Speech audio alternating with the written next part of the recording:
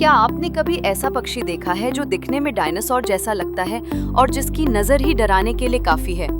इसे कहते हैं शूबिल स्टॉक। इसकी चोंच बिल्कुल जूते की तरह बड़ी और मजबूत होती है, इसलिए इसका नाम ही शूबिल रखा गया। ये अफ्रीका के दलदली इलाकों में रहता है और घंटों तक बिना हिले खड़ा रह सकता है, मानो कोई जिंदा स्टैचू हो। जब ये हमला करता है तो इतनी तेजी से करता है कि मछली, सांप और यहाँ तक कि छोटे मगरमच्छ भी इसकी मार से नहीं बच पाते। इसे डेथ पेलिकन भी कहा जाता है, क्योंकि इसका शिकार करने का तरीका इतना खतरनाक होता है। सोचिए, अगर ऐसा पक्षी आपके सामने खड़ा हो जाए तो। ऐसे और अजीब खतरनाक जीवों के लिए फॉलो करना ना भूलें।